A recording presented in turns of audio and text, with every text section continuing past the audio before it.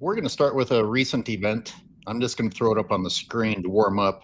And as everyone has, well, I'll show this. This is what's coming later in the show. That's the core, gives you a little taste of what we will be getting to. But more recent events, Jack, tell us about this image. Sure, and thanks, Skyler Thomas of Watching Humans and me, Jack Gescheit of Tree Spirit Project. And I'm kind of back to my roots here with this. As you can see from the sign in the background, just say no, deforestation at Tamales Bay State Park. So this is our debut with a small group of daring activists pretending we're the Cal Park Rangers so we can show the town of Fairfax, about 5,000 residents, and God, there was a few thousand people out that day, what the deforestation plan will look like, which is to say chainsaws, and we had also two people who aren't in this picture with herbicide sprayers showing the town what they plan to do to make the forest more wildfire resilient and to restore its aging bishop pine trees. Because, you know, as we all know, heavy sarcasm warning, Native Americans tended the land and stewarded the forest for thousands of years with chainsaws and Monsanto Roundup and Dow Garlon and giant masticating machines. So this is all part of the nonsense of, well, basically more fire suppression, but you scare the bejesus out of people by saying the forest is going to burn down unless we thin it. And by thin it, they mean cut down 1 out of 10 trees or perhaps 1 out of every 2 trees. You never know, and it's always awful. And I'm trying to educate the public that you don't need to cut down the forest in order to be safe in the West here from wildfire. And of course, this new prevention of the forest burning down is in an age where we have learned that fire suppression was a problem. I mean, that's the fascinating. So I was talking about it with another activist last night because about a dozen of us are going to do another demonstration on July 4th. So people in Marin County or the Bay Area who would like to be part of this, contact me right after the show or during the show. And yeah, it's the story is this. The foresters, which by the way is a forester is someone who cuts down forest. A forester is a deforester. Right. That's the translation. Right. And it's all this whole Orwellian lexicon. The idea is we used to suppress fires, and that was bad because we know that wildfire is necessary for a healthy forest, which is true. I mean, that's the true part of the narrative. And then the rest of it goes, because we suppress fires for long, they're now overgrown. So now we need to thin them in order to stop big wildfires. So they blame the wildfires of 2020 and 2021, 2022. Any wildfire that happens in wildfire season here in California, which is summer, autumn, is blamed on poor forest management. Or as our president would say, we need to rake the forest floor. And just to be clear, this is absolute nonsense and also non-science. Yeah, it's a weird time we live in when Trump can say something that's stupid, yet you go out and you look and what they're doing actually looks like sweeping the forest floor. Well, I wish it was sweeping. I'd have less trouble with that. They use, I had to learn from the great George Werthner, who did it's funny, I just shared an email last night with my Tree Spirit list. George Werthner wrote about the Nature Conservancy. Oh, I should have brought that to your attention. You would have enjoyed that. Basically doing the same thing, forest management, you know, and thinning and stuff. And he calls it chainsaw medicine, which is as good a term as any to call it what it is. You know, so we need to educate the public out of the haze of bullshit disinformation. I should clarify, where I saw the sweeping is where they already did the thinning. So your example is where there's actually still life and a variety of lower canopy plants, habitat. I don't know why I did the quotes. It actually is currently habitat.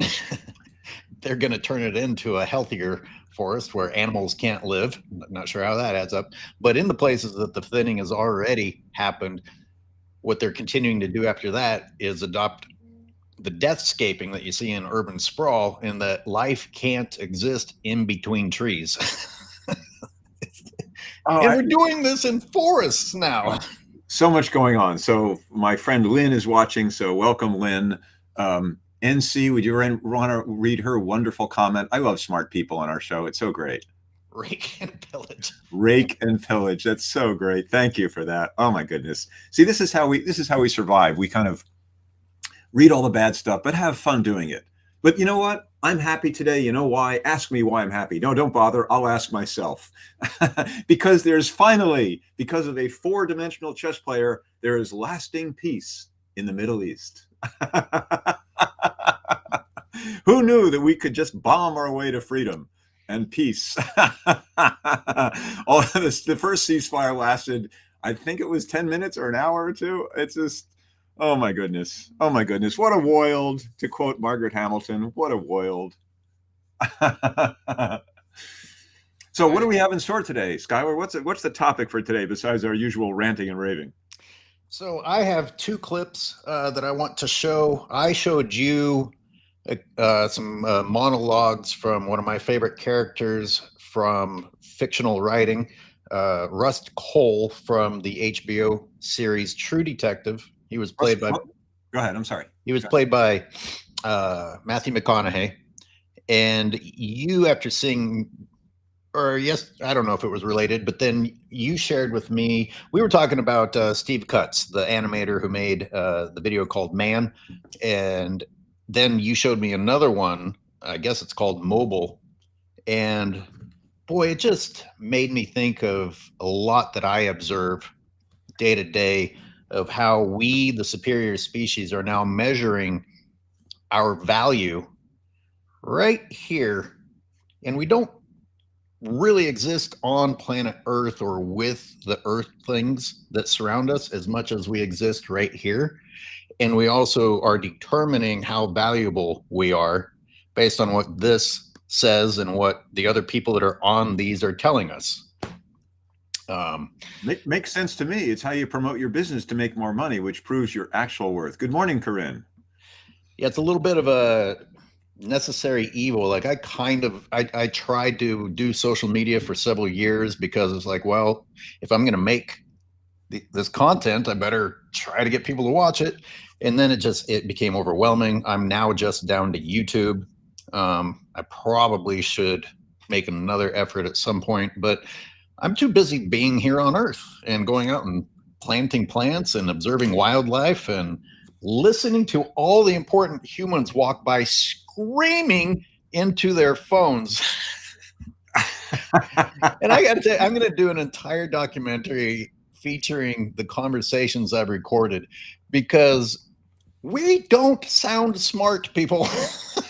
I don't know if you ever stopped and just listened to what human beings say. We're so excited about the fact that we talk and we have language. And I'm like, you know what people are saying? It's hot today. I think that the coyotes that are quiet get that it's hot without having to tell each other that it's hot. And that's just one example, but man, it's endless. We just don't sound intelligent when we make noise with our mouths, which is a funny thing for me to say as I blabber on. And since we're doing it right now, Yeah. and as you stop, I'll start blabbering myself. So good morning, Lulu. And yes, nonsense / non-science. Those two, they go together. Yes. Good morning, Corinne. Corinne loves Steve Cutts' work. And Steve Cutts, again, is the animator. He's a friggin' genius. Go to YouTube and type in Steve Cutts and see his animation work. I think he's English, but regardless, he does. Moby has done a lot of his, or he'll sometimes do an animation and then remix it with some Moby music. Moby being, the musician. Also, we know him in the activist vegan world as well. Oh, goodness gracious. I could go on, but I think this animation, I'm going to stop it. I feel bad because it's such a wonderful animation, but I don't want our show to get taken down, so I might have to. Should I risk it? Was that how it works? You mean if they see that you've shown the whole content, they will? Yeah, if you show a segment, then it doesn't trigger the algorithm that says, hey, this is just replaying someone else's work. Oh, okay. Yeah, I guess give them whatever you decide the length. You know what? For the live show, everyone will let you enjoy it, and then maybe I'll have to cut it out later. But it is, you're right, it's so good, I should play it through in its entirety once. And then I really hope everyone watching and in the comments speaks about what they feel as after they watch this, because we'd like to engage with you.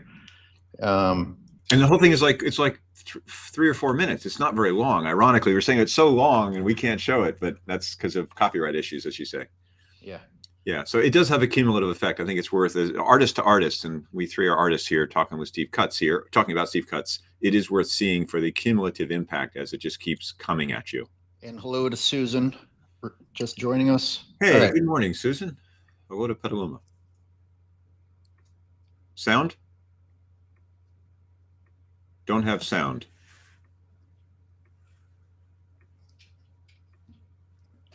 Oh. Don't have sound. Okay, you know what? This is the shorter one. Just a second. Yep. I will keep people occupied. So I have a magic trick. Here I am, and now I'm gone. And now I'm back. There, you got it cued yet?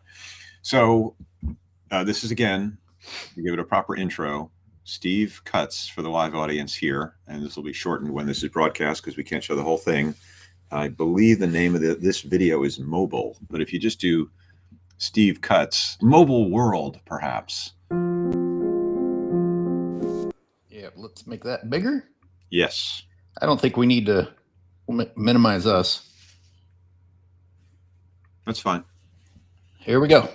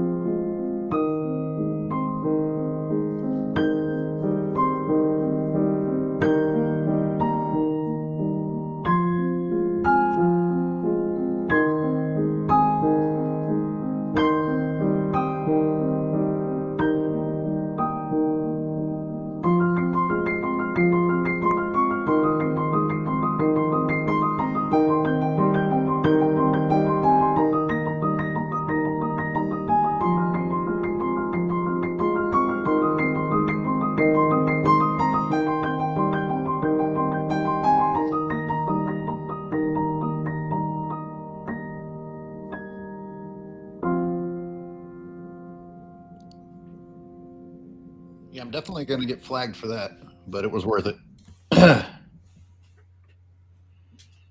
Comments, if anyone has them out there in audience land, if you've seen it, or especially if you haven't seen it. Yeah, we could stop at almost any second in there and probably have a 10 to 20 minute conversation. Yeah. And it's funny. Apropos, ironically, I'm not even sure which, but the protagonist, that we see this through is through a little kid. And now that I'm a senior citizen, I was at a dentist waiting room, and it's one of any public space now, or at the mall, or sometimes, and I got a phone, and I'm addicted to this crap too, God knows, but I do know to step away from it, of course, as us older folks sometimes talk about doing. And you just look out at the world, and you're that little kid, and everybody is 9 times out of 10 people are staring at their phones. It's really a huge change to society for those who grew up without them. am thinking about where he's in the subway and fantasizes about being the one who stands up to the bully. And it's like, and then he fantasizes that everybody cheered for him, which is what should happen.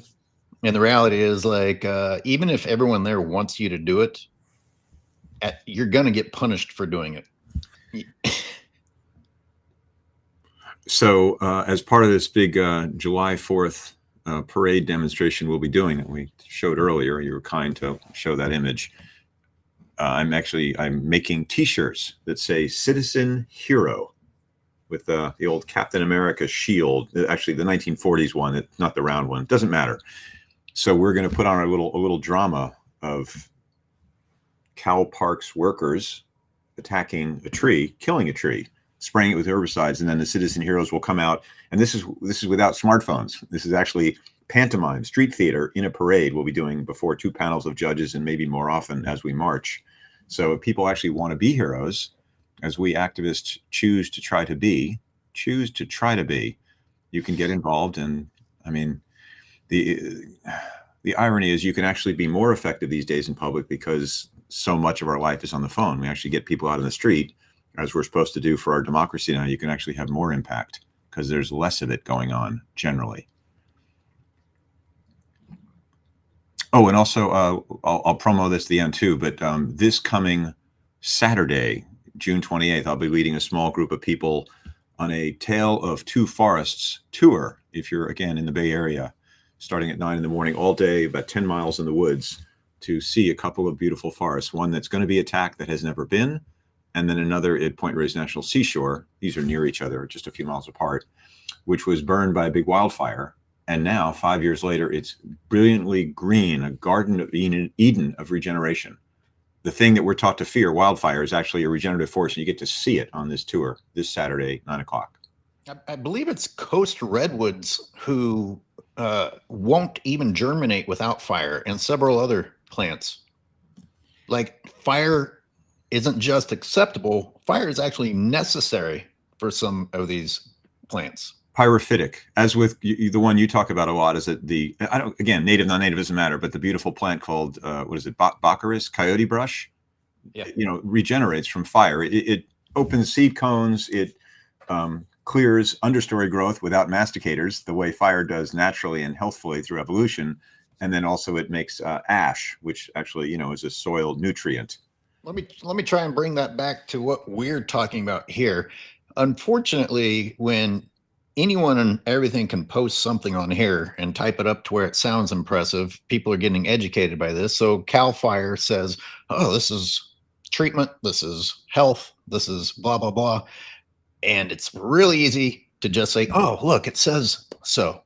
Now, what you're doing is important because you can go and look for yourself and use this thing that we're so proud of and say, no, does not add up, does not add up. Thank you. Huge point you just made. And I was just going to, even before you said that, I was thinking as you're speaking, it's like, how do people know the truth? I mean, here, we're just two guys. What are our credentials? Who the hell are we?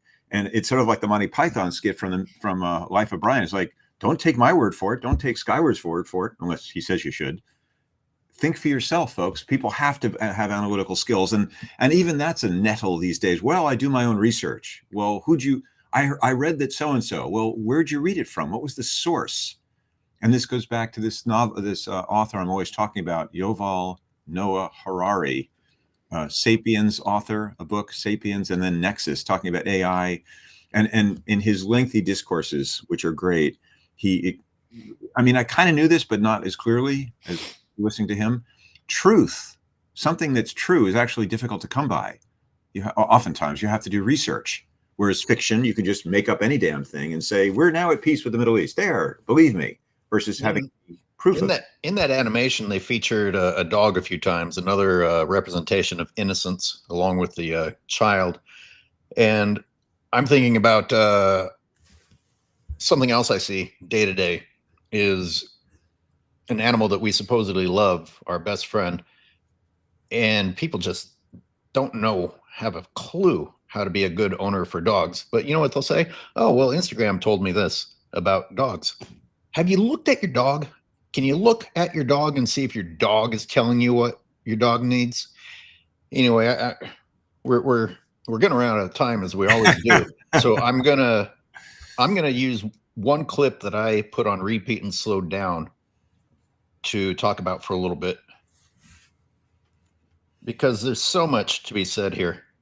Before this scene even advances, we have enough to talk about in terms of people not only being rude to each other at the dinner table.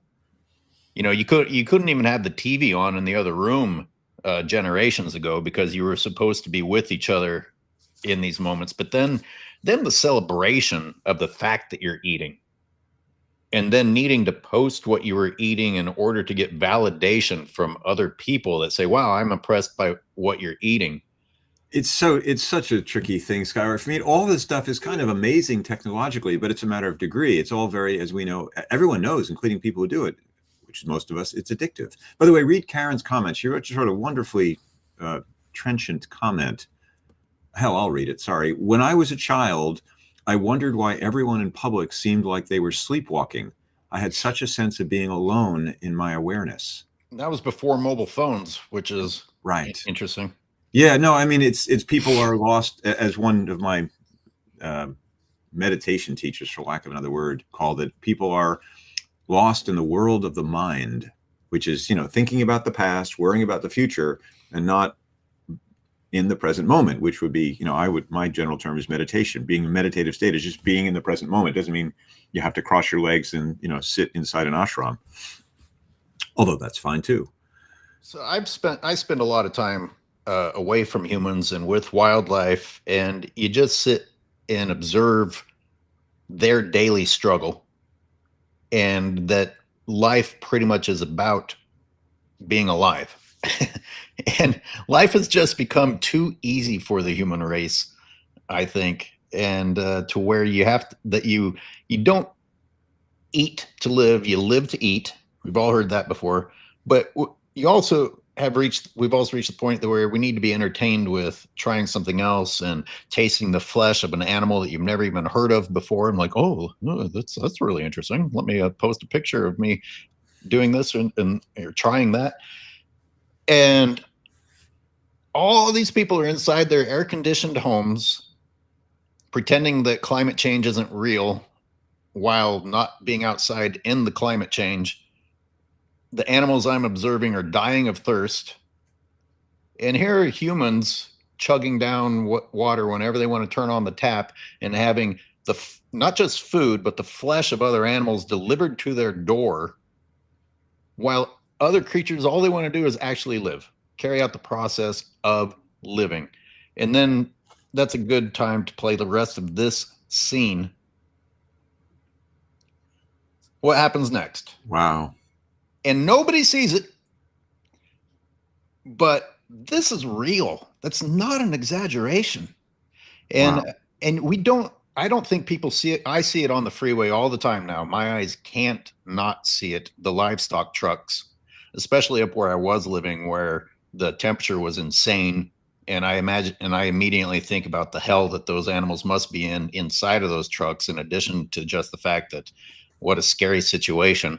But those are living creatures being trucked to slaughter to appear on your plate so you can take a picture and send it to someone else without any connection whatsoever of what's on your plate. It's amazing that you'll actually share a photo of what you're eating while being completely disconnected from what in fact is on your plate.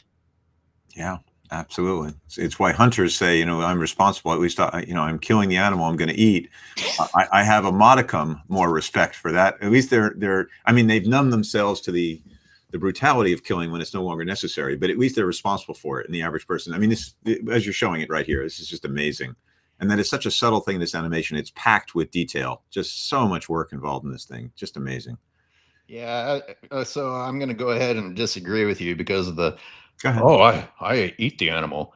Wow. Yeah. Thank you. You're a freaking saint. These aren't hungry people going out and doing it, Jack. These are not people whose cabinets are empty, fridges are empty. They are taking lunch with them to go and kill an animal for entertainment and then needlessly harvest the flesh to add to their already gluttonous diet. I'm not giving credit to anybody because they don't just completely waste the animal that they killed. Sorry. No worries. So just so we have our usual game of ethical ping pong here, or maybe pseudo-intellectual ping pong, that doesn't describe all hunters. It does describe many. They all need to get toughened up in order to kill. But I think also some hunters, and by the way, I'm not in favor of hunting. So to put it mildly, I'm a vegan and I don't want to kill an animal unnecessarily, which it all is these days. But some will claim it, they go out and shoot a deer I grew up in New York State. So upstate New York, you shoot a deer and then you've got meat for a month in your meat locker, which is cheaper, but but with the cost of the gun and the ammunition and the camo clothes and the trips, it's their longing to reconnect with nature. Ironically, they actually do, some hunters, not all. Some are just, fat slobs drinking beer and shooting at shit. But a lot of the time it is actually, they want to be meditative in nature and connect with the animals that way. And then, of course, as you know, you know what? I'll set you up for the joke. Don't you see, Skyler? They want to connect with the beautiful animals of nature and be one with nature in their blind. Don't you think? I mean, we must have touched on this a little bit before because I talked about how absurd it is that fishermen talk about their connection with the ocean. And I'm like, you're sitting on a boat with a barrier between yourself and the ocean, letting another creature suffer for your entertainment, and then you pull it onto the boat and go back to land. You weren't connected with the ocean, and hunters aren't connected with nature when they go hunting. I mean, they go out there with all this gear that still separates them. There are different types of hunting. There are people that perhaps run around barefoot and try to leap on something. Actually, I doubt that because you would never be successful. Human beings with what we have here couldn't take down a squirrel if we had to. we couldn't, man. We couldn't. It's a good visual, though. I like someone trying to take down a squirrel. By the way, I watched a little bit last night. Assuming our viewers would know the Netflix documentary. I think it's 2020. My Octopus Teacher. What an amazing film. I mean, I just started watching the first 15, 20 minutes. I said, wait a second, I want to watch this whole thing start to finish. But it's a guy in South Africa off the Cape, what is it, Cape Horn, the bottom of Africa. And he goes into this frigid water he's just free diving now. So no breathing apparatus. And he's studying, just there to watch, like a photographer, a filmmaker, watching octopus and getting to know one. Yeah. How interesting for you to tie in my shark work. The same place, that's False Bay in Cape Town, but you're right, it's at the bottom horn of South Africa. In that same place that was filmed, and if you watched it and were moved by learning about the octopus, that's the same place that South Africa opened up demersal longline fishing, which is the big story in my world is that it's killing great white sharks, which are protected species, and disappearing from South Africa. And yet here we are opening up a destructive fishery right where there was $1 billion industry to go and see that animal alive. And for a couple of fishing boats to go out and rape the ocean further than it was already being raped. Not only are the sharks being killed, but the sharks' food source is being killed. Whales are being entangled, and octopus, the very same place where that documentary was filmed. Let's go kill those animals, and kill them in a really, really nasty way, by the way. As opposed to lovingly and humanely killed, like the dairy farmers of Marin County, California. Yeah, I mean, we as humans always have a way out because of how low we've set the bar. And you're like, well, at least it doesn't like this. And admittedly, there are levels to how you can die. And the way that we kill farm animals is about as horrifying as it gets, while calling it humane. I would much rather be killed by a wild animal than by the process that we kill livestock. I mean, born into slavery and a life of torture and then killed. How about the last day or two or hours even before livestock finally reach the end? Because it's an efficiency process that you're going through, which means you're being marched to your death along with other animals being marched to their death, surrounded by death, the sounds of death, the smell of death. And that's after a day or two of being inside of a truck, taking you to your destination of death, laying in your own feces, smelling the fear of the other animals, probably being cooked partially alive. I mean, do you think that these trucks stop and take the cows or sheep or anything for a walk and then put them back in on the way to death? I mean, it's just that part of it alone. Yeah, Anyway, and to your point, I when I was deciding whether I wanted to go vegan because I saw this documentary which opened my eyes to the brutality you're describing there, painfully, I went to tour the great Albert Strauss's dairy farm, the best of the best, and I saw, probably a nice situation, nice operation, just 200 cows on about 200 acres, and we saw the milking barns, the whole thing, but I didn't see that. I didn't see what you just described. I didn't see how the I didn't see how the cows got there. I didn't see them going to slaughter. I didn't see babies taking away from mothers. All the stuff that's bad is just filtered out. And certainly in the commercial culture and in advertising, all of that stuff is completely absent and replaced by, cartoon pictures of cows in the field, at least from Clover. well, I did something to myself that wasn't fun, and I knew it wouldn't be fun. And it made me, I'm not saying I was unaware, but this changed it. I was on my way to the mountains and I smelled manure instead of fresh mountain air. And there's a livestock truck taking the endless supply of cattle out of California to go be slaughtered somewhere. But this truck took an exit, and I said, all right, I'll follow it. I need gas anyway. Followed it. He parked over on the side. I got out and went and looked inside, and just all these faces sitting in there staring out wide eyed, like, what in the fuck are you guys doing to us? Nobody stops and looks inside of there or sees that some of these animals have their fucking legs stuck in the holes or are smashed up against the vents, that the vents aren't big enough for there to really be enough air to cool it, especially driving through, that area of California and on the way out where it's 120 sometimes, and they're inside of a metal oven. Anyway, this is a whole different show, Yeah. but that's what's driving by in this scene in my mind. Yeah. Um, And I grew up in New York State. I never saw one of those trucks. It wasn't until not even when I moved to California, but I became an animal rights activist, that I then saw video showing me those trucks. And then occasionally on Route 5, I'd see usually a chicken truck. But it's something that's just hidden from us, and we don't even know to look for it. You know how things are invisible when you don't know what you're looking at? There was what was the name of that movie from the 80s where it's a tribal man, chief in some far off jungle that hadn't been cut, and he sees a plane fly overhead, and as the story goes, he doesn't know what that is. He has no way to categorize what an airplane is because he never experienced one.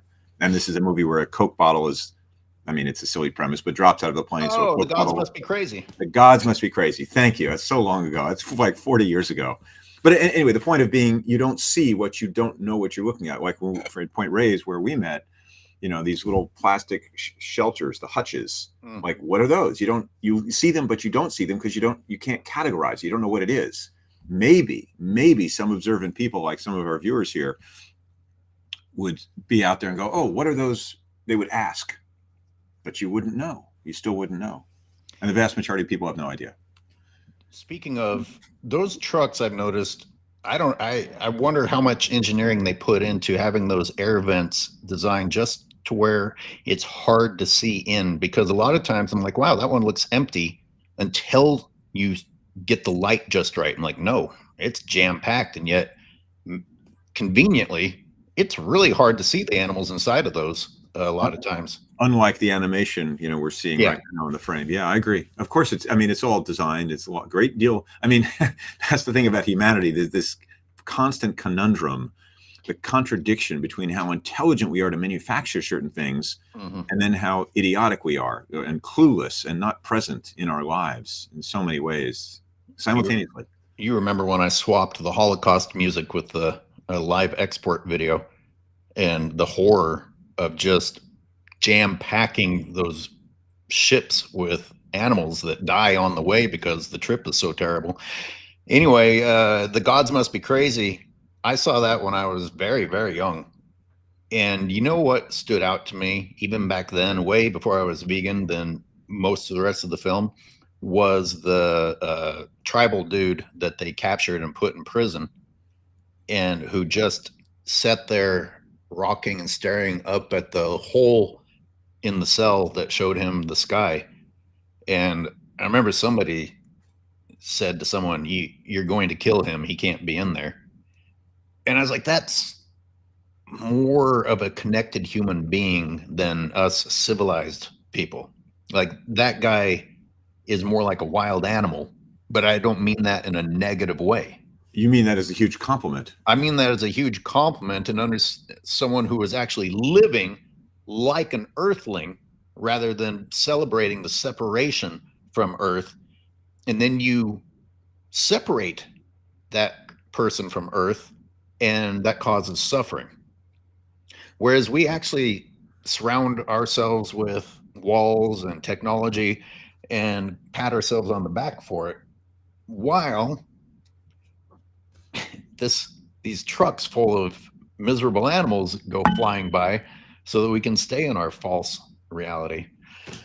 I'm going to queue up Rust Cohle while you talk to the people just to mix things up, because I said we were going to show Rust Cohle, so I'm going to show at least one of his monologues and then maybe come back to this animation. I'll just keep it interesting. So on Thursday morning, someone wanted me to come to the San Francisco Zoo, which I mean, anyways, to photograph the conditions there. So I will see animals experiencing what you just described from that movie, where they're removed from their natural environment and live in my humble opinion, and this zoo activist who's bringing me here, a miserable existence. They're alive and they're stared at, but they're just removed from any deep connection to nature. The artificial enclosures, tiny space, and you can see it in their faces if you look and you sit quietly and are sensitive to the animals and care for animals. I'd consider myself.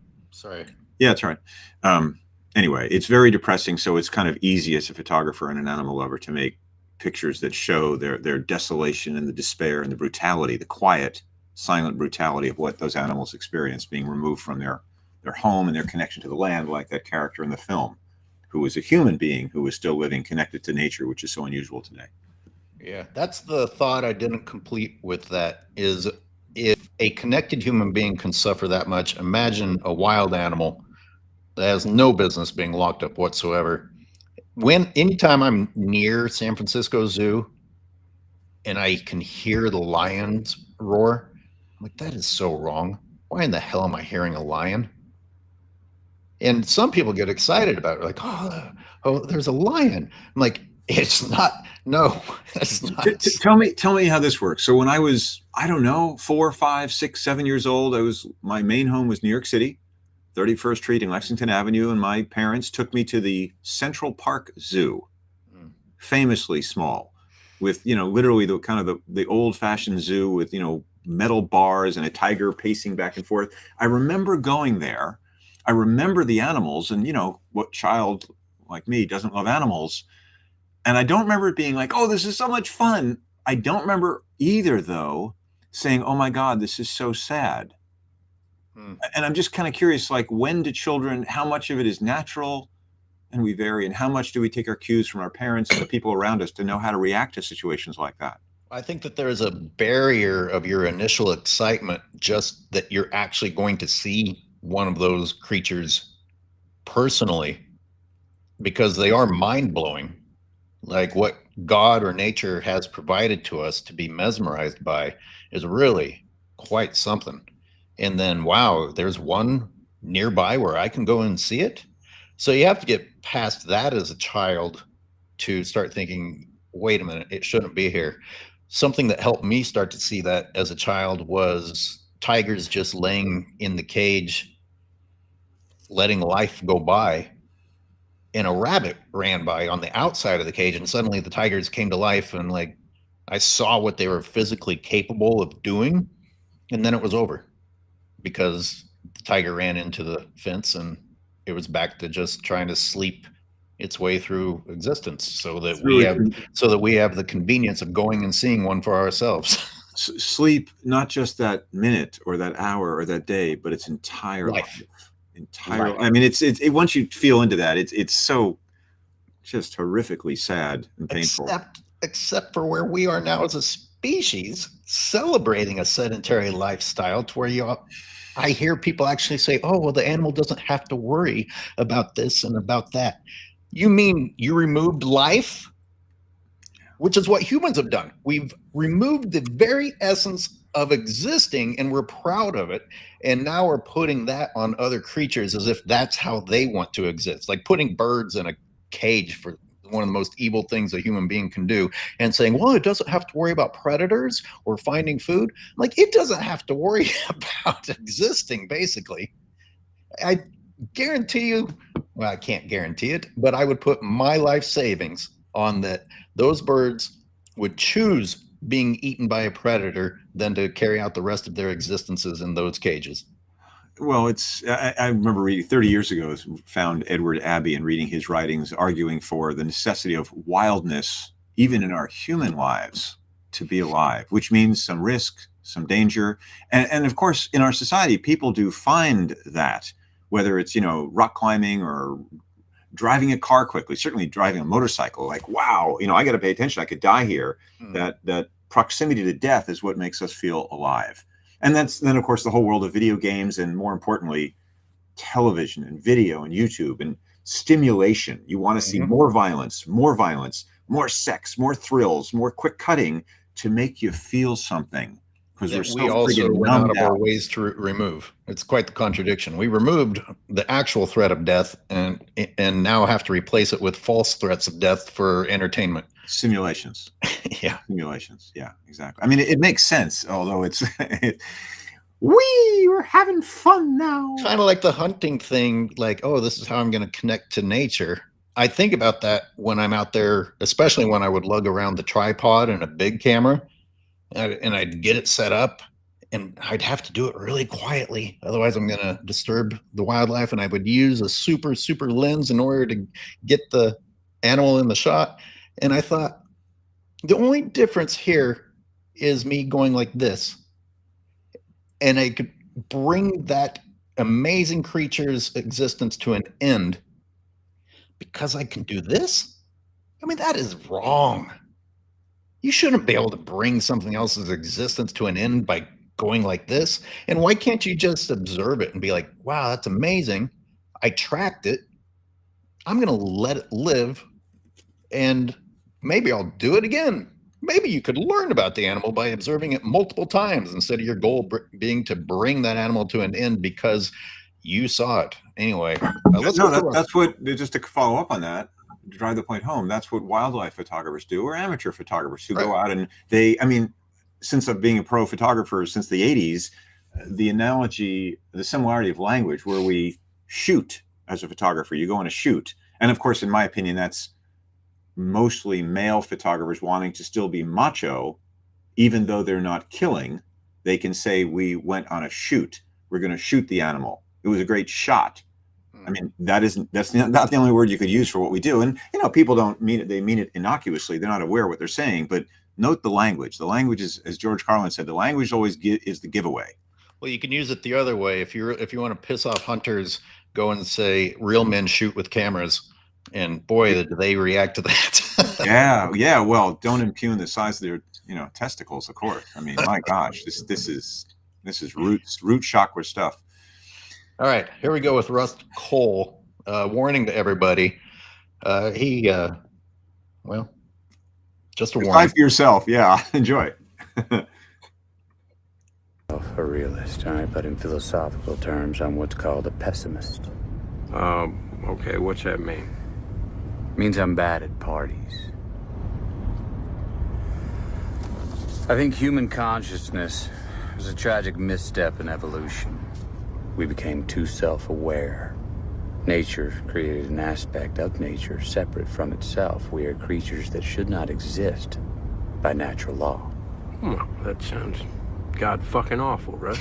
We are things that labor under the illusion of having a self, this accretion of sensory experience and feeling, programmed with total assurance that we are each somebody, when in fact everybody's nobody. I think the honorable thing for our species to do is deny our programming,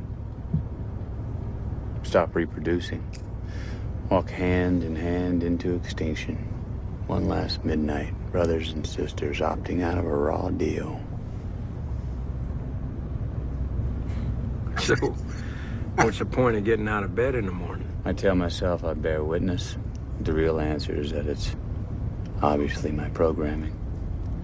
And I lack the constitution for suicide. I get a bad taste in my mouth out here. Aluminum. Ash. See, we all got what I call It is so much more, but I gotta. I'm already not doing them justice by only leaving 10 minutes to talk about that one scene. Would you edit? Was that edited? That little clip? I mean, that's Pete. Yeah, I almost showed the unedited version, which includes more of Woody Harrelson's responses, which are funny. But that's great. It's great. Oh boy. I mean, how can you disagree? Because if you, I've always been jealous of people that aren't bothered by the concept of purpose, because it's plagued me my whole life. And the first version of it, the first answer that I was provided as a child, once I started thinking about it, once being alive and having fun or existing wasn't enough, was God, was religion. You know, that was the answer provided. Like, oh, why are we doing anything that we're doing? Oh, you're here to worship God, and because he gave you a special life and existence. Boy, it sounds great, doesn't it? I mean, that's very nice. That's very reassuring, and we're all special, and God has a individual plan for each of us. I mean, who wants to turn that down? So why don't you type in the chat what that was, which is Corinne's asking, which is True Detective is the name of a TV show from like 20 years ago. That's a young Matthew McConaughey talking to a young Woody Harrelson, if you didn't recognize him. And that's a specific episode, one in the show, which I don't know what people could find to see the whole thing. But if you know any of that, probably put it in the chat for people. That is season 1, HBO's True Detective. Really the only season you should bother watching. Just one of the best series I've ever watched in terms of writing and acting. And it's not 20 years ago. I think it was 2015. So the way they look is enhanced by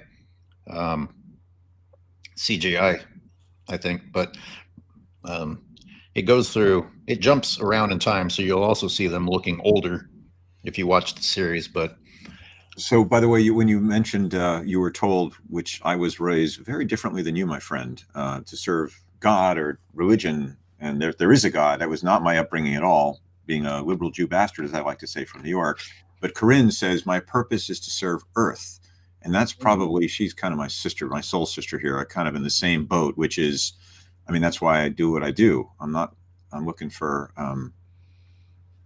to preserve, protect what little bit of nature I can have some influence over. That's kind of why I'm here. It's more important to me than anything. But I also was raised by 2 professional photographer parents, and especially my father. My mother wanted to have a family and children. She was definitely, I know that she had that strong, strong drive. My father was always his work, purpose, which I kind of think is New York culturally very strong, at least as a generalization. Not that it's only there, but it's very much part of New York.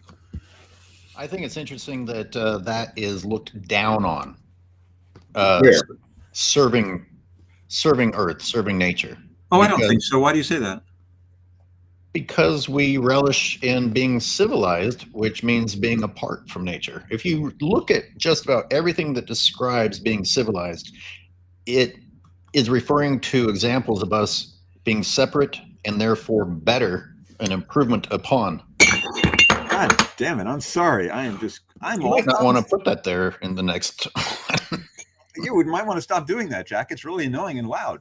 Yeah, I'll put it away from the microphone. That'd be sure. So, the trick with that is, I think we're a bundle. I mean, no surprise, a bundle of contradictions. So everything you said, yeah, of course. I mean, look, we live completely. The things we're most proud of is our our bombs and our cities and our technology, which separate us from nature. And yet there's still, this is me, the optimist, to Cole's pessimism. There's still a spark of life in us. We're not dead yet, although we're killers of everything else on the planet that's alive. But there's a huge line of people, I was just told yesterday, trying to get into Yosemite. And they're in their RVs and they're going to sit in the valley and stare at a rock wall that they're never going to touch or whatever. But there's still some part of us that's craving a connection to nature. And any person who eats meat, if you show them the truth of what's done to that animal, they would, 99% of people would cringe and, oh, I don't want to know, it's disgusting, which is a good sign. They're still connected to animals and don't want animals to needlessly suffer, even as they're part of society which torments them systemically. Well, you're not wrong about people wanting to go and connect with nature, but when do we do that? It's a special occasion. Yeah. Which the irony of that is you suffer all year earning enough money to go and take some time in nature, which is, if you weren't spending your existence chasing money, your entire life could have been a vacation. Yeah. If you're going to look at visiting nature as a vacation, which of course is fantastical, because now good luck. Like, you can't just go live in the woods. Even if you had the means by which to do it, someone would find you and report you. But there's been some wonderful movies about that, of people who tried to do that, or tried. I mean, they're probably based on real stories that you don't know, but an artist father who loves nature and raises his kids in the woods and doesn't have them in school. And he's constantly trying to avoid, the truant officers who want to take his kids away, because how dare he abuse them like that and have them live on the land, right? In America, to your point. Yeah.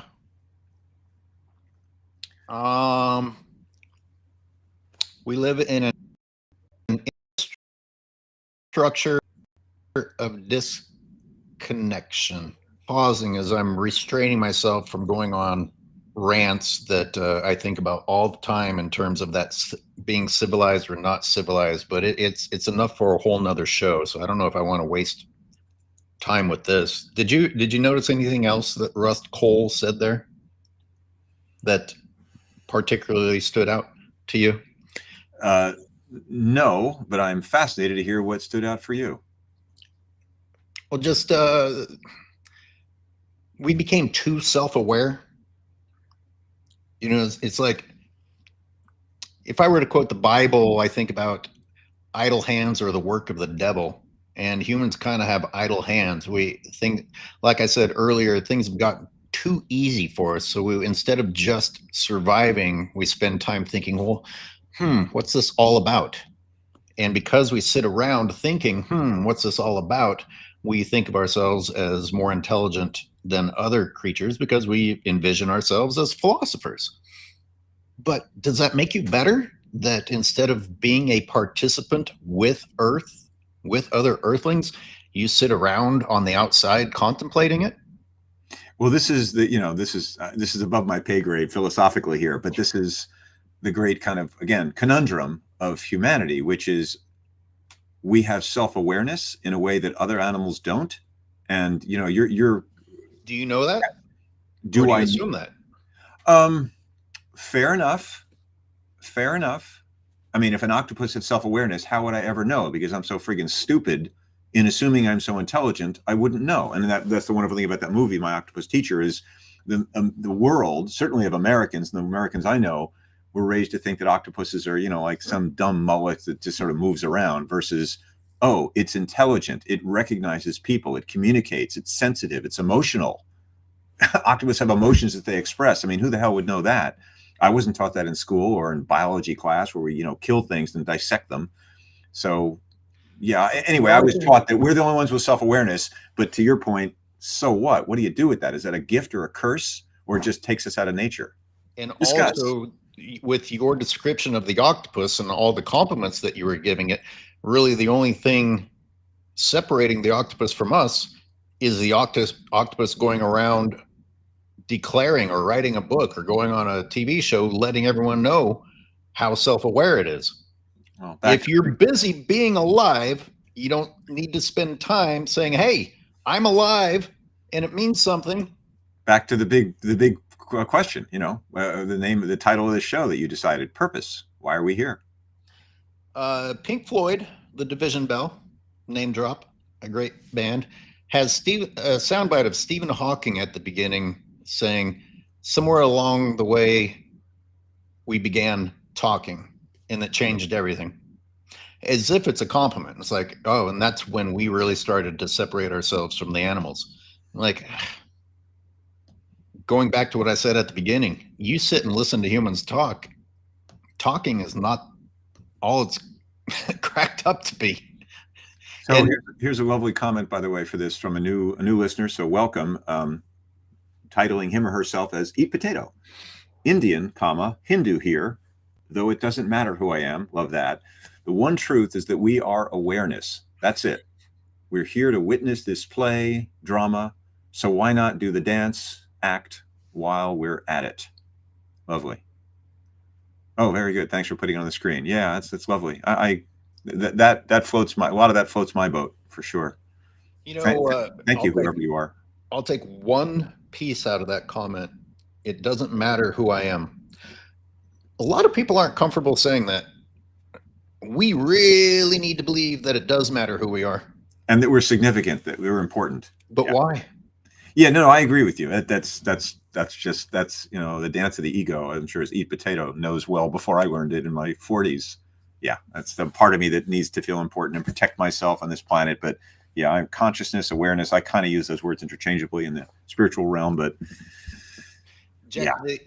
The belief or the need to believe that we are better or more important or created in God's image, etc., and that each of us is someone or something, plays back to how we treat other creatures. Because we vegans, or I don't know, I don't even want to say it like that, those who have stopped and observed other creatures and want to give those creatures the credit that they deserve are at risk of realizing we're not that much different or that much better. And where you really define yourself as an individual is being at peace with that and saying, I'm okay with what I am. I am a Homo sapien, and there are things I can do with being a Homo sapien that are positive and very different than these other species. But I don't have to rely upon subduing the other species in order to feel good about my own species.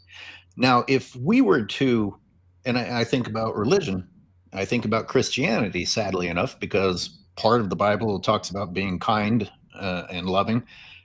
But then we turn around and have to have this barrier between us and all the creatures that we eat, because if you start to believe that they have a soul or even feelings for that matter, then it is going to make you uncomfortable with how badly we treat them. And it also makes us not that much closer to God. Like, oh, wait a minute. If they are on the same level as me, then did God really create me special? Do I really have a place waiting in heaven for me later on if I'm not that much different than everything else? Am I really just a monkey? If you were taught or an ape? If you were taught to believe in heaven. Just before the comment disappears off the scroll here, Stephen Axelrod, who's in Switzerland, says, for some, nature is where you find it. Flower boxes on your apartment windowsill, ? Meaning, there's nature and life and beauty all around us if we, shut the hell up and start looking and pay attention. I totally agree. And of course, NC reduces it further. I stink, therefore I am. Or the philosophers would say, I drink, therefore I am. Whereas I would say, I am human, therefore I think. For better and worse. I have 2 topics for videos that I've started that relate to stinking. And one is, why doesn't nature stink? Because animals are out there pooping, but it doesn't stink. But when you get around humans, all of a sudden you can sure smell the fecal matter. Or dogs we feed Alpo. Or dogs that you feed Alpo. Ground up cow. In fact, that's a subcategory of that little video I did. Why doesn't my dog's shit stink? Because I swear to God, my dog's shit doesn't stink because I feed him better than other dogs. That's a great title for your next book, Skyler. Isn't it? right after why doesn't nature stink and why do humans stink? Because I've been encountering. Do you have the Matrix? Do you have the Matrix clip handy by way? Since it No, okay, look, that's Jack, right. I appreciate that clip, but I knew we would do what we did. Yeah, we're fine. Which was not barely even touch the 2 videos that I did prepare for today. Of course. And the Matrix clip deserves its own show. I, again, way before I was vegan, immediately related to Agent Smith. Because nothing he said is untrue. Anyway. This is the original Matrix, the first one, the best one. And Agent Smith, Hugo Weaving, portrays Agent Smith and is telling Morpheus, the great Lawrence Fishburne, about that. What other organism on Earth resembles humans trashing the planet? What other animal creature does that? And of course, it's a virus. And he goes on about it. It's wonderful. And as you said, oh yeah, that's all about right. Bingo. So just to leave people with some giggles, shall I play a little bit more of True Detective, and then we'll just sign out? Chris Cedar, we can. Chris Cedar says, we don't know what we don't know. But you know what I say to that, Chris? I don't know. So Chris, by the way, is coming on my Tale. I do want to do another plug for my Tale of Two Forests tour. Today is Tuesday. This coming Saturday, the 28th. And for those in Marin County or the Bay Area that want to spend a leisurely full day in 2 lovely forests and be in nature the way we're talking. I will be doing my share of talking, but I also want to have some quiet time and working with the group, what people want. But to learn more. Date. I'm sorry. Let me type the date on the screen. So great. Thank you. So it's Saturday, June 28th. 9 a.m. to 6 p.m. But people should contact me. It's a small group. I'm not saying publicly where the meeting place is. I just want it to be quiet. And we'll be away from a lot of people. I mean, it's in the Point Reyes Peninsula, but where the hell is that? So they need to contact me and coordinate. I'm not just sort of wait to see who shows up. I want to know who's coming so we know to wait or not wait for people. So my website's on the screen there at treespiritproject.com. My email is jack@treespiritproject.com. Or hell, you can call me. I guess I can put it in the recording here, 415-488-4200. Once again, that number takes you to my office landline, so you can't text it, folks. Oh, great. Thank you. You put all that in there. Beautiful. All right. With that, I'm going to be the one that brings us to a close. Thanks, everybody. Thanks, everyone. Being here. Please like and share in the Watching Humans YouTube channel of Skyler Thomas, and it's also all this is on my podcasts page. Thanks.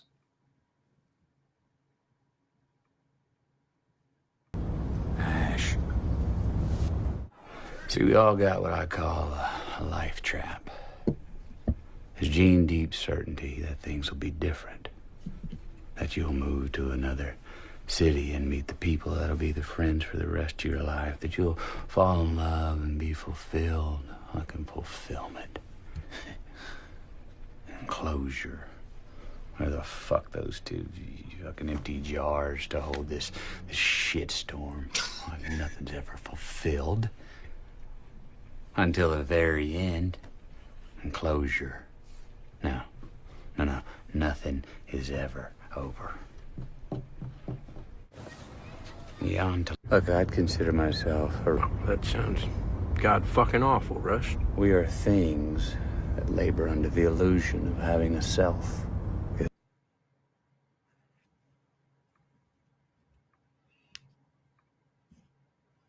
Thank you, Lulu. I don't know where you are. Revival ministry. Oh. Old time religion. You can imagine what Mr. Charisma thought of that. What do you think the average IQ of this group is, huh? Can you see Texas up there on your high horse? What do you know about these people? Just observation and deduction. See a propensity for obesity, poverty, a yen for fairy tales. Folks putting what few bucks they do have in wicker baskets being passed around. I think it's safe to say that nobody here is going to be splitting the atom, Marty. You see that? Your fucking attitude. Not everybody wants to sit alone in an empty room beating off the murder manual. Some folks enjoy community, the common good. Yeah, well, if the common good's got to make up fairy tales, then it's not good for anybody. Look, your sorrows pin you to this place. They divide you from what your heart knows. And there are a lot of good hearts out there. I'm looking out there, I'm seeing a lot of good hearts out there. I see a lot of joy out there. I mean, can you imagine if people didn't believe things they get up to? Exact same thing they do now, just out in the open. Bullshit. It'd be a fucking freak show of murder and debauchery, and you know it. If the only thing keeping a person decent is the expectation of divine reward, then, brother, that person is a piece of shit. And I'd like to get as many of them out in the open as possible. I guess your judgment is infallible, piece of shit-wise. Yeah. Just to get through the goddamn